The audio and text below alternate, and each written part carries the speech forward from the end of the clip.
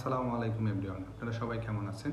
আজকে যে বিষয়টা নিয়ে আলোচনা করব, আমরা সবাই ফেসবুক ব্যবহার করি এবং যারা ফেসবুকটাকে প্রফেশনাল মোড অন করে ব্যবহার করছি, সবার পেজে কম বেশি ইস্যু আসে।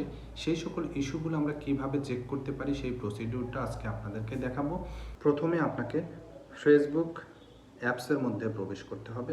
অ্যাপসের মধ্যে প্রবেশ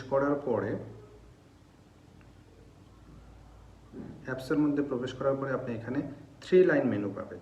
3 লাইন মেনুতে আপনাকে প্রবেশ করতে হবে। 3 লাইন মেনুতে প্রবেশ করার পরে আপনি নিচের দিকে স্ক্রল ডাউন করবেন। স্ক্রল ডাউন করে আপনি এখানে হেল্প অ্যান্ড সাপোর্ট নামে একটা অপশন পাবেন।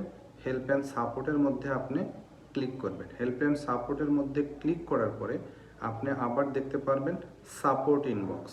আপনাকে সাপোর্ট ইনবক্সের মধ্যে প্রবেশ করতে হবে। আমরা সাপোর্ট ইনবক্সটাকে ট্যাপ করলাম।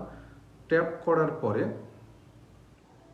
আপনারা এখানে দেখতে পারবেন ইওর অ্যালার্টস। আপনি যে ফেসবুকে কোনো যদি ভায়োলেশন করে থাকেন বা কোনো কপিরাইটের আন্ডারে যদি আপনি পড়ে থাকেন, তাহলে এই যে ইওর যে অ্যালার্ট আছে সেই অ্যালার্টের মাধ্যমে আপনাকে কিন্তু ফেসবুক জানিয়ে দিবে যে আপনার কোন ভিডিওটা আসলে ফেসবুকের গাইডলাইন লঙ্ঘন করেছে।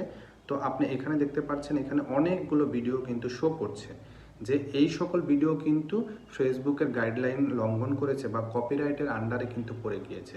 আপনি এইটা প্রত্যেক দিন এভরিডে একবার করে চেক করবেন যে আপনার ইওর অ্যালার্টসে কোনো নোটিফিকেশন এসেছে কিনা।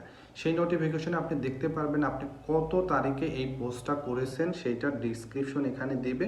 আপনি তাৎক্ষণিক বা দ্রুততার সহিত ওই ভিডিওটা বা ওই পোস্টটাকে আপনি ডিলিট করে দেবেন।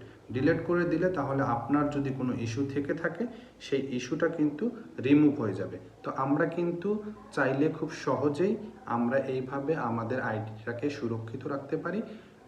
আইডিটাকে সুরক্ষিত রাখার জন্য আমাদেরকে প্রত্যেক দিন সাপোর্ট ইনবক্সটা চেক করতে হবে বা ইওর অ্যালার্টসে কিছু আসে কিনা সেইটা আমাদেরকে চেক করতে হবে। ধন্যবাদ সবাইকে।